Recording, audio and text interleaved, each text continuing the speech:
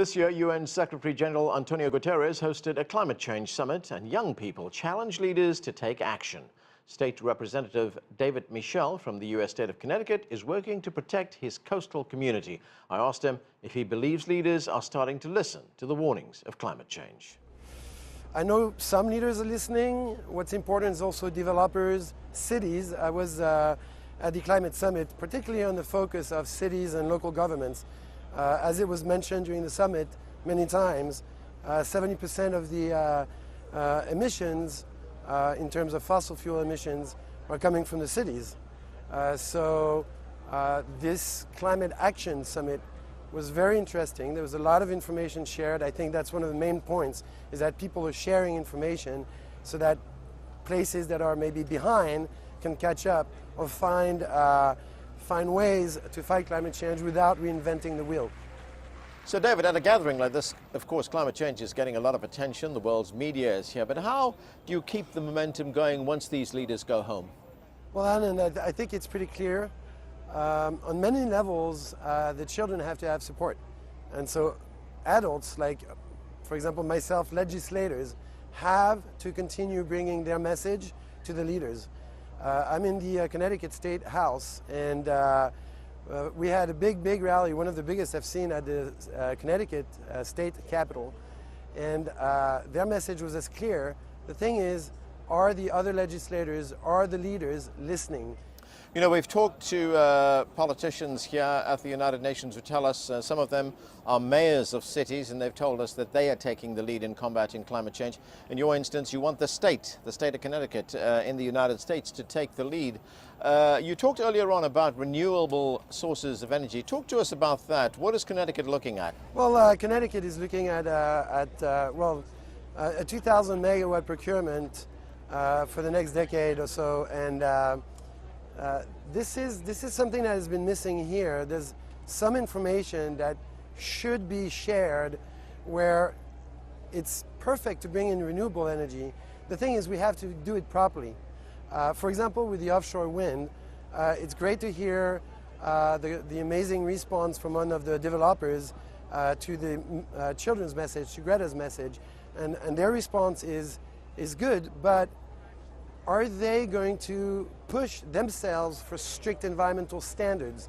And I can explain. When you, for example, with offshore wind, if you set up, if you install an offshore wind turbine, you have several ways of doing it. Some ways could create noise pollution, enough noise pollution that could injure our North Atlantic right whales or other keystone species. And if you damage the marine ecosystem, then you weaken the oceans, when the oceans are the climate regulators, and they are the ones that protect us from the impacts of climate change. So we have to make sure that bringing renewable energy, we do it the proper way. The proper way, for instance, in the North Atlantic, in my view, would be to bring in concrete gravity base, which is a silent technique to set up the foundation of the wind turbine. It would not cause noise. Therefore would be probably the most environmental way of doing this, as well as creating more than 25 times the amount of jobs. So when we talk about a Green New Deal, when the children want us to protect the environment, but also create jobs and shape up the economy, this can be done. It's right in front of us. But once again, developers have to also do the right choices.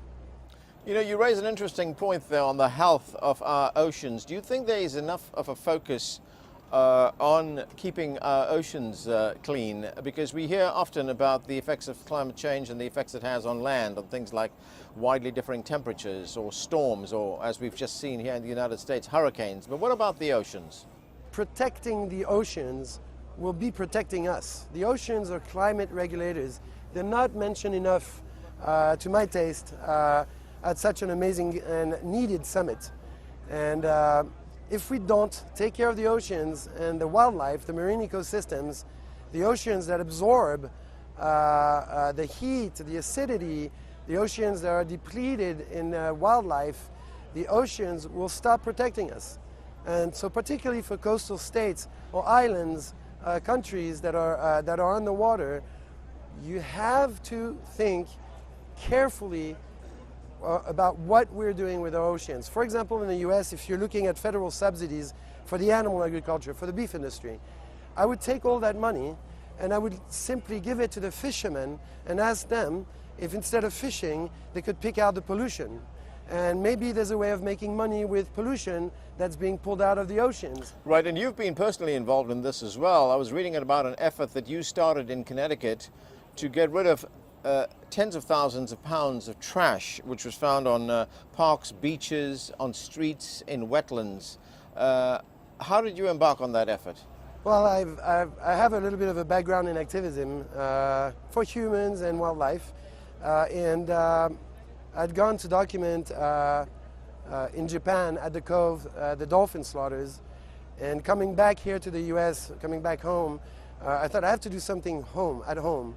And I started getting involved in documenting the trash that was around our shores, documenting even fecal bacteria that's being analyzed and found in our waterfronts.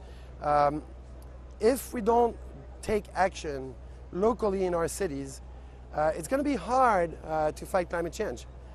So I've been organizing cleanups, and people are so involved. People get very involved. People get very motivated because they're actually physically doing something that counts. Additionally, at the state legislature, I passed a bill in the House, not in the Senate, but in the House, in the State House of Connecticut, banning shark fins from being sold or traded, so that the international illegal fisheries wouldn't bring their products in our state. Right, on the question of introducing climate change education in schools, I say there was a bit of controversy because there are some scientists, some of them prominent, who say, look, the science on climate change is not yet settled, so it might be a little bit too early to introduce climate change education into the school's curriculum, because that could be, from education, it could become indoctrination. How do you respond to that? Well, Anand, the time is now. I think there's no questions about it. This is a matter of emergency. I fully support that statement. We have climate deniers in the House, and my best advice to them is to say, if you want to care for your children and grandchildren, we're going to have to change things, and we're going to have to pass comprehensive legislation to fight climate change. And we are a coastal state, and we are entering deals with energy. So we need to have all of our attention on the real science, on the proven science, and the peer-reviewed science, which is available to everyone. I mean, it's not just scientists who might sometimes say that the science of climate change is not settled. We have politicians here in the United States, for instance, President Trump, who are questioning whether climate change is being caused by human activity. How big a challenge is that for people like you? Well, Anand, I think that going from the bottom up is one of the solutions that we're definitely contemplating. I have to say that as a legislator, I feel it's kind of shameless for other legislators or other people involved in politics to deny climate change and deny the science. I believe there's enough material. You have proof, you have living proofs of climate change. You have climate refugees across the planet already now. And again, Anand, I want to stress this, the time is now, so we don't have time to wait for President Trump to change his mind on climate change. And I think the people have to continue speaking up, the children particularly, and the legislators. We have to give our best support and bring it up in the House, the Senate, the state houses, the state senates, and the U.S. House and the U.S. Senate. We need to push, push, push, continuing the outreach, continuing the communication, the discussion. It's important. That's it for this edition of The Heat. I'm Anand Naidu. Thanks for watching.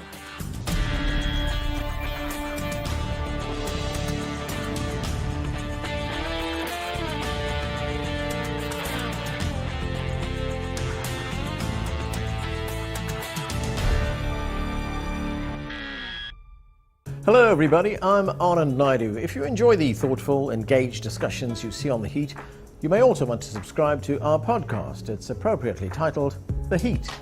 Twice a week we take a deep dive on world headlines, talking to experts, journalists and others. It's a fresh, focused and intimate look at the issues that matter most. Whether it's the Hong Kong riots, the latest Middle East conflict or US politics, The Heat podcast gives the clear context needed to understand both what's going on and why.